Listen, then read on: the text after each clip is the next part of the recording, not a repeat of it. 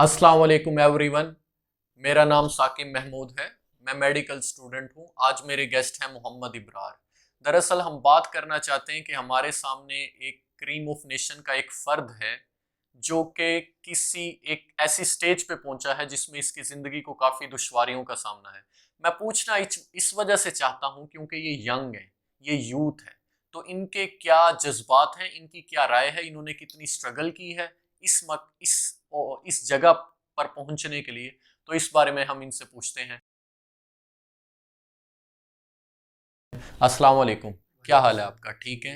अच्छा, आप मुझे बताएं कि जिंदगी में जो है आप अपना बताएं, कुछ अपनी शुरुआत कैसे हुई आपकी, और आप जो आज एक मेडिकल स्टूडेंट है तो ये सफर कैसा था जिंदगी का? मेरा नाम मोहम्मद अब्रार है। मैं कायद अज़म मेडिकल कॉलेज में थर्ड ईयर मेडिकल स्टूडेंट हूँ।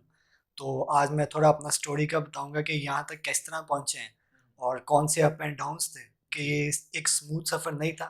इसमें भी कुछ मुश्किलात देखना पड़ी थी।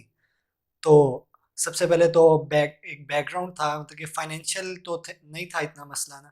ये था कि जिस माहौल में मेरा बचपन गुजरा, वहाँ पे तो ऐसा ट्रेंड नहीं था, मतलब कि मैं सोच भी नहीं सकता था कि मैं इस फील्ड की तरफ भी आऊँगा, क्योंकि मतलब कि मेरे कज़न्स वगैरह भी थे, कुछ मुझसे बड़े भी थे। उनका इतना कोई रुझान नहीं था स्टडीज़ की तरफ ना। बेसिकली मेरी अम्मी की मोटिवेशन थी, उन्हीं का एक ड्रीम था कि हमारी फैमिली से भी कोई इस फील्ड में आए। यानी कि वालदा का ख्वाब था जी, जी, आपकी। बिल्कुल। हाँ सही। जी। तो फिर उन्हीं का ही ख्वाब मेरा ख्वाब बन गया nice. And resultantly I am here. तो इस तरह हुआ था कि बचपन में वहाँ पे ना ही फैसिलिटीज़ इतनी थी अवेलेबल। फाइनेंशियल मसला एज़ सच नहीं था, लेकिन ये था कि स्कूल्स एक्सेट्रा नहीं थे और इस तरह का माहौल था, कुछ पॉलिटिकल बैकग्राउंड भी था। बिल्कुल। तो जी। मुझे ये बताएं कि आप, क्योंकि आप गांव के रहने वाले हैं। जी, जी। अच्छा, तो गांव के स्कूल कैसे थे उस वक्त? क्योंकि टाट वगैरह इस तरह आप पढ़े हैं कि थोड़ा नहीं, लग्जरी थोड़ा टाइप? इससे आगे ही है, लेकिन अच्छा यही अच्छा था अच्छा। कि जो गाँव का ही एक स्कूल था ना, हाँ हाँ हाँ। फर्स्ट स्टैंडर्ड तक वहीं पे पढ़ा हूँ। सही। तो उसके बाद फर्स्ट स्टैंडर्ड में फिर शहर में चला गया। वहाँ पे भी अच्छी परफॉर्मेंस थी, तो फिर अम्मी की और मोटिवेशन हुई। बल्कि बचपन तक अम्मी मुझे पढ़ाती रही है ना, तो फिर उनको और हुआ कि नहीं, ये हमारा बेटा ना इस फील्ड में जा सकता है। जा सकते। तो फिर अम्मा ने फिर मज़ीद सोचा, तो एक बहुत बड़ा हमारा घर का डिसीजन था कि हम फैसलाबाद शिफ्ट हो गए। एक्चुअली यही सबसे जो टर्निंग पॉइंट था ना, उस क्योंकि फैसलाबाद हाँ जी, शिफ्ट होना जी, था। जी, बिल्कुल। तो उसमें ये था कि हमारी पहले कंबाइंड फैमिली थी, तो उसमें तो ये और भी ज़रा मुश्किल बात थी। तो ये था, फैसलाबाद में शिफ्ट हुए। वहाँ पे सेशन के दरमियान में एक्चुअली मैं ना जब सेकंड स्टैंडर्ड में था ना, तो उधर चला गया। वहाँ पे भी फिर लोगों ने डराया कि आप एक ना देसी बैकग्राउंड से हैं, वहाँ पे शहर के बैकग्राउंड के बच्चे आते हैं, आपका बच्चा उधर सेट नहीं हो पाएगा। और स्टार्ट से ही मैं थोड़ा शाय किस्म का भी था ना। तो फिर ये चले, हो गया। फिर वहाँ पे सेकंड स्टैंडर्ड में ना सेशन के दरमियान में ही मतलब कि एंटर हो गया। तो फिर वहाँ पे उन्होंने, स्कूल वालों ने कहा कि पहले आप ना थोड़ी देर वैसे बैठें, देखेंगे फिर आपकी परफॉर्मेंस के हिसाब से कि आपको आगे फिर आगे चलना है कि हाँ नहीं जी। चलना सफर। तो वहाँ पे भी अल्लाह का शुक्र है कि मेरी परफॉर्मेंस सही रही। अब ये हाँ मुझे बताएं कि क्योंकि जो असल चीज हमारे यहाँ एक जी। मौमा सा बना हुआ है कि 9th 10th पे बच्चों पे बहुत जोर डलता है, जी। फिर एफएससी ऐसे चक्की की तरह ना रगड़ा जाता है हमें हाँ ना। जी। तो जो है उसमें FSc first year second year, खास तौर पे एंट्री टेस्ट। तो ये आप स्टेप वाइज बताएं कि इस पे क्या स्ट्रगल आपने की, आपके वालिदैन ने आप जी। पे क्या की, और आपने क्या सीखा है? ये था कि 10th तक तो एक एडिड प्रेशर भी होता है ना बंदे पे, कि गांव से शहर में आप पढ़ने के लिए आए हैं। मुझे याद है कि फैमिली के फंक्शंस होते थे, गैदरिंग्स होती थी, सब कज़न मेरे एंजॉय करते थे, लेकिन मैं अलग कुर्बानी पढ़ दी रहा आपने, था। जी, कुर्बानी दी इस जी, चीज के बिल्कुल लिए, इस ऐसे ही है। खुशी की। सही। वही ना, तो एक था कि ज़हन में एक था ना कि गोल था कि इसको अचीव करना है।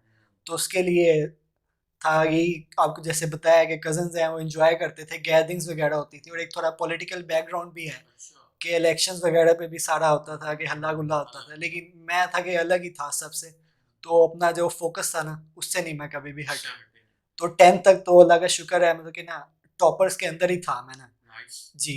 लेकिन 10th के बाद जो एफएससी की एक ट्रांजिशन थी ना, वहाँ पे थोड़ा ना अप एंड डाउन तो हुआ। आप उर्दू मीडियम तो नहीं थे? नहीं, इंग्लिश ओके। लिखी। नाइस। तो एफएससी में ये हुआ था कि एक जो ट्रांजिशन थी मेरे लिए थोड़ी टफ थी, क्योंकि मैं आल्दो इतना नॉट अ जीनियस स्टूडेंट, लेकिन अपनी एक परसिवरेंस और हार्ड वर्किंग की वजह से ना, तो उसकी वजह से मैं अब तक एक्सेल करता रहा यानी हूँ। कि आपने साबित कदमी दिखाई है जी, हर बिल्कुल। मौके पे। हाँ जी। और जो है आप एक स्ट्रगल और हाँ कांस्टेंट के साथ चलते रहे हैं, जी जी तो आपकी मोटिवेशन इस पूरे पीरियड के दौरान क्या थी? आप किस चीज हाँ से जी मोटिवेट 10 होते थे? मैट्रिक तक तो ये था कि मतलब कि सही जा रहा था ना, जो हार्ड वर्क कर रहा था उसका सिला भी मिल रहा था। एफएससी में ये था कि बहुत बल्कि डाउन ही एफएससी में ज़्यादा रहे हैं। अच्छा, तो सही जैसे कि टेस्ट वगैरह होते थे, मंथली हाँ, टेस्ट थे, तो जो मेरे फेलो स्टूडेंट्स थे उनके मुझसे अच्छे मार्क्स थे। सही तो मैं उनसे डबल मेहनत करता लेकिन फिर भी उनके ज़्यादा अच्छे मार्क्स थे, तो थोड़ा डिसहार्ट होता था। तो फिर ये कि सबसे जो मोटिवेट किया ना इस सफ़र में, वो अम्मी की मोटिवेशन रही है। सही, वालदा ने जी आपकी जो जी है बहुत बहुत सपोर्ट मोटिवेट किया की, है। सही। जिस पॉइंट पे भी थोड़ा लगा कि मुझसे नहीं हो पाएगा तो अम्मी ने बहुत सपोर्ट किया। मंथली टेस्ट होते थे उनमें इतनी अच्छी परफॉर्मेंस नहीं थी, सही तो सही लेकिन ये कि अगले टेस्ट होते थे उनमें थोड़ी बेहतर परफॉर्मेंस थी।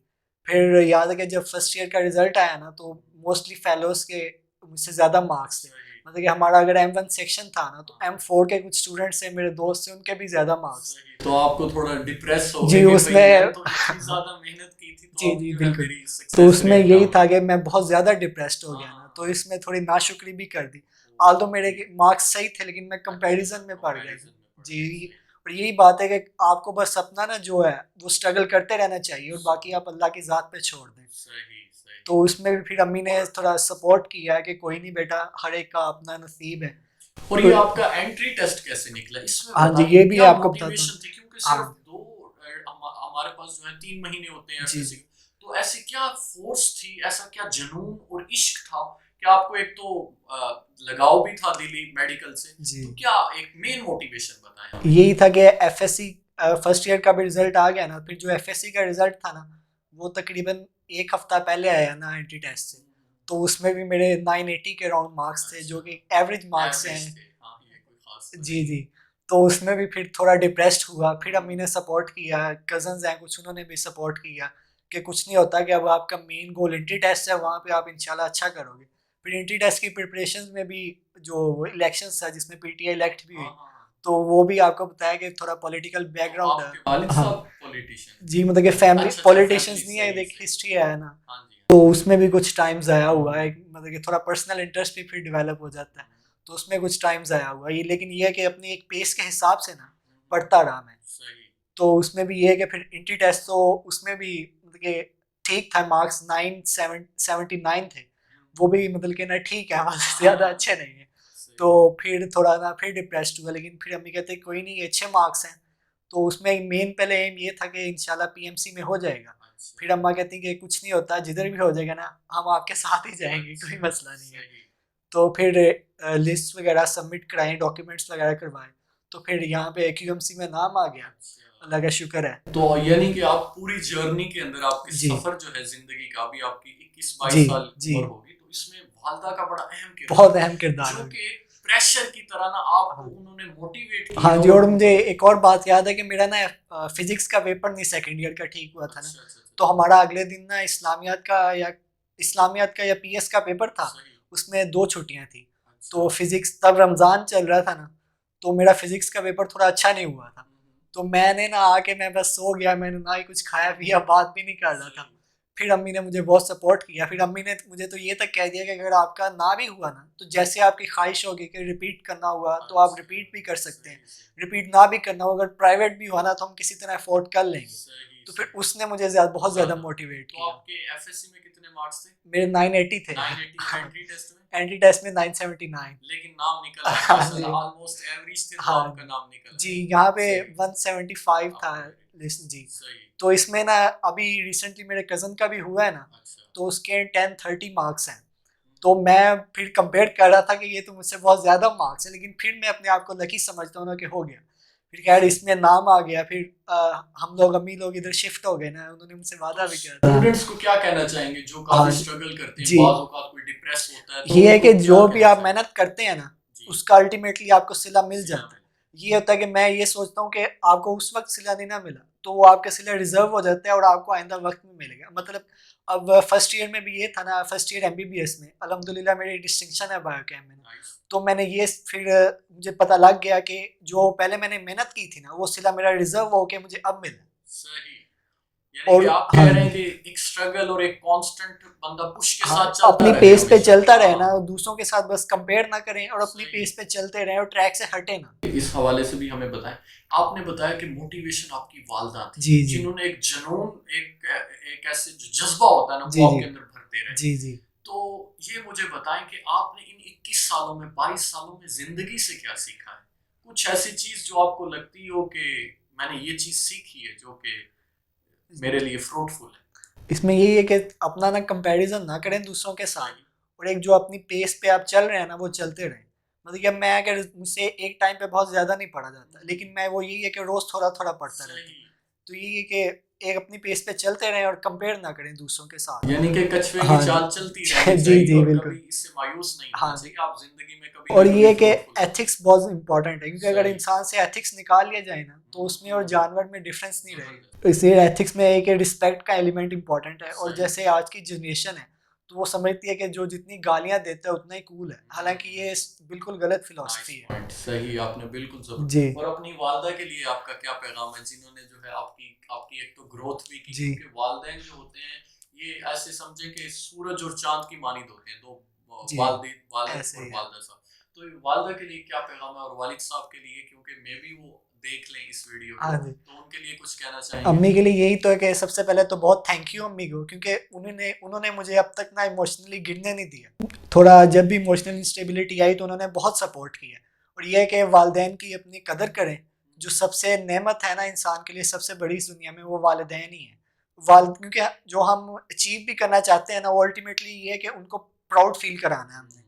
तो अम्मी बहुत थैंक यू आपका, और एंड लव यू। तो ये इब्रार ने हमें ये बताया है कि आपने कभी भी जिंदगी में हिम्मत नहीं हारनी।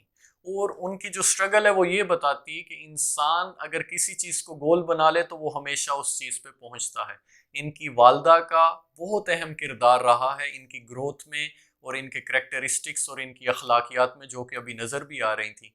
तो इंसान को कभी भी हिम्मत नहीं हारनी चाहिए, ये आज का लेसन था। और हमेशा अपने गोल की जानिब बढ़ता रहना चाहिए, चाहे वो कछुए की चाल ही क्यों ना हो। लेकिन कांस्टेंट स्ट्रगल इंसान की ज़िंदगी को कामयाब बनाती है, दुनिया और आखिरत दोनों में। नेक्स्ट एपिसोड के साथ ट्रू मोटिवेशन में इंशाल्लाह ताला आपसे मिलते हैं।